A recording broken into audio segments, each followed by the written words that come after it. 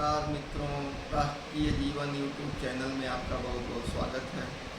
अब तक हमने पंच महातत्वों के बारे में आपसे 4 तत्वों के बारे में बात किया। आज हम वायु तत्व के बारे में बात करेंगे, जो 5वां और अंतिम तत्व वायु।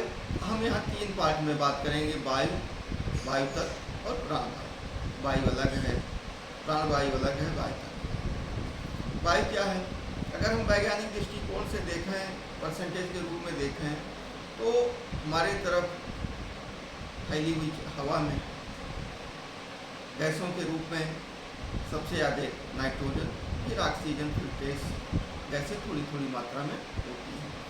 नाइट्रोजन 78% के आसपास, ऑक्सीजन 20 से 21% के बीच में, बाकी कार्बन डाइऑक्साइड, आर्गन और अन्य गैसें बहुत थोड़ी मात्रा में पाई जाती हैं। उपयोग क्या है मित्रों? हम अपने जीवन को चलाने के लिए हवा से ऑक्सीजन अपने शरीर में अवशोषित करते हैं, खींचते हैं।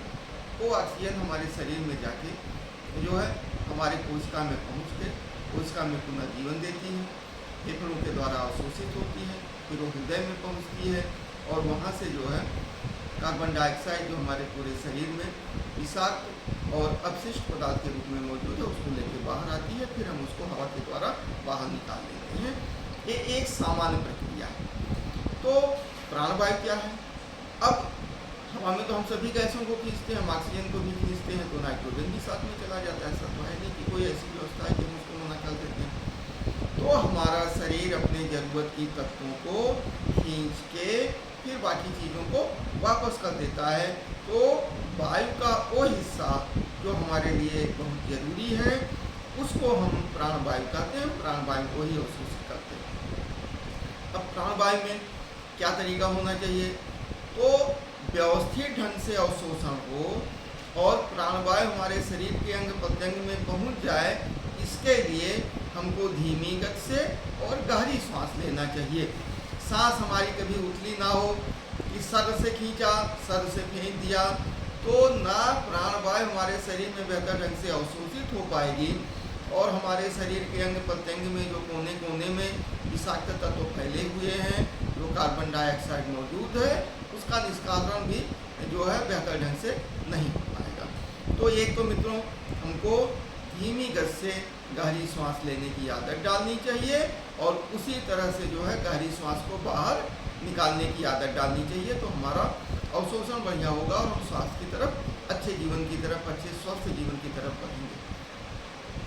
मित्रों, वायु तत्व क्या है? फिर यहाँ पंच महातत्वों के रूप में हम आते हैं।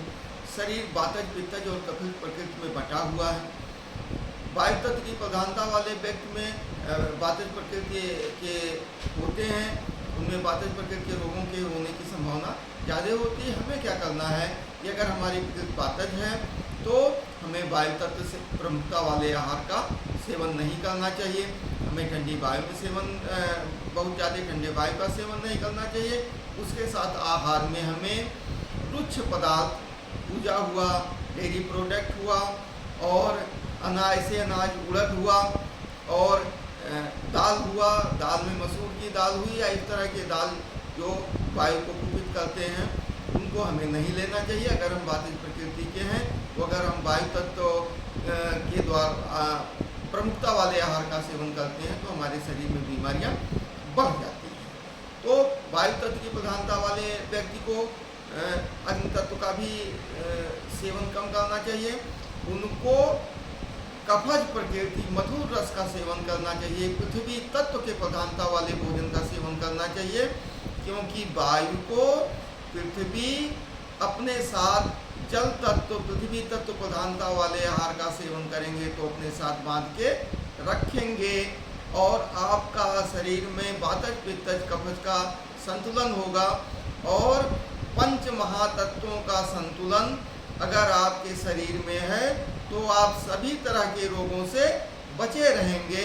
और आप, अगर आपको समझ में ना आया हो, अगर आ भी जाता है उसके बाद भी आप किसी आयुर्वेद के विशेषज्ञ से, अपने चिकित्सक से और फार्मासिस्ट से अपने शरीर के प्रकृति के बारे में पता करके और उस तरह के आहार विहार का सेवन करेंगे जो आपको सूट करता है, तो आपका जीवन एकदम स्वस्थ रहेगा, आप रोगों से दूर रहेंगे आप लोगों का बहुत बहुत धन्यवाद। अगर ये जानकारी आपको अच्छी लगी हो तो हमारे चैनल को सब्सक्राइब करिए और शेयर करिए। बहुत बहुत धन्यवाद। जय हिंद।